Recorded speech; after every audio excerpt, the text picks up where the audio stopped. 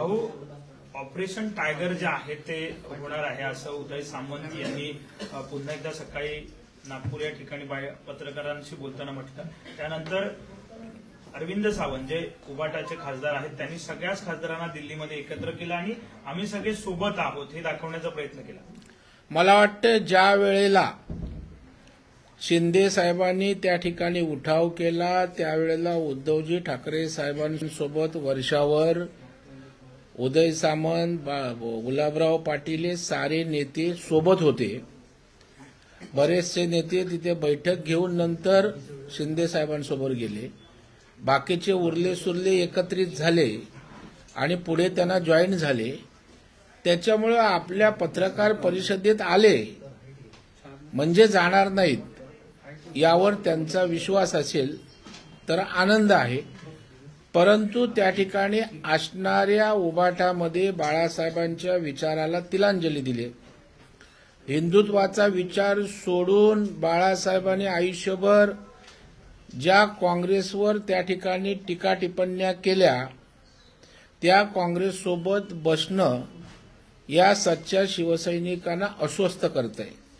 त्याचबरोबर उद्धवजी ठाकरे साहेब शिवसेना उबाटा किती पुढे नेतील याबद्दल ते साशंक आहेत. त्याचबरोबर खासदारांना त्याच्या मतदारसंघामध्ये केंद्राच्या माध्यमातून राज्याच्या माध्यमातून विकास करण्यासाठी गती घेण्यासाठी त्या ठिकाणी सरकारचा आश्रय मदत आवश्यक आहे. आणि मग ज्या विकासासाठी निवडून येतो तो विकास होत नसेल तर शेवटी ते लोकप्रतिनिधित्व काय करायचं आहे अशा प्रकारच्या वेगवेगळ्या अर्थानं हे खासदार निश्चितच त्या ठिकाणी शिंदे साहेबांसोबत जाऊ शकतात किंवा वेगळा पर्याय स्वीकारू शकतात यावर विश्वास ठेवायला त्या ठिकाणी परिस्थिती आहे. भाऊ, महाराष्ट्रात टायगर ऑपरेशन सुरू आहे तर दुसरीकडे दिल्लीमध्ये लोटस ऑपरेशन सुरू असल्याची देखील चर्चा सुरू झालेली आहे, कारण की दिल्लीच्या निवडणुकीचा निकाल उद्या लागतोय. काय प्रश्नच नाही कळला मला. दिल्लीमध्ये देखील लोटस ऑपरेशन सुरू केलं असं दिल्लीचा निकाल जो आहे तो उद्या समोर येणार आहे. त्याआधीच लोटस ऑपरेशन दिल्ली विधानसभेसाठी सुद्धा सुरू झालंय अशी चर्चा आहे. मला वाटतं निवडणुकीमध्ये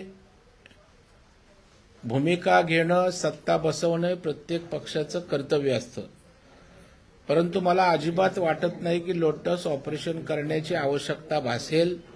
पूर्णपणे बहुमत भारतीय जनता पार्टीला त्या ठिकाणी मिळेल अशा प्रकारचं चित्र आहे. तिथला जनाधार मतदारांनी दिलेला वाटतोय. तथापि उद्या जर त्या ठिकाणी अशी परिस्थिती उद्भवली तर निश्चितच भारतीय जनता पार्टी आपल्याला कल्पना आहे त्या ठिकाणी सत्ता बसवू शकते आणि दिल्लीच्या सहकार्यानं केंद्र सरकारच्या दिल्लीचा विकास गतिमान त्या ठिकाणी होऊ शकतो. अरविंद सावंत असे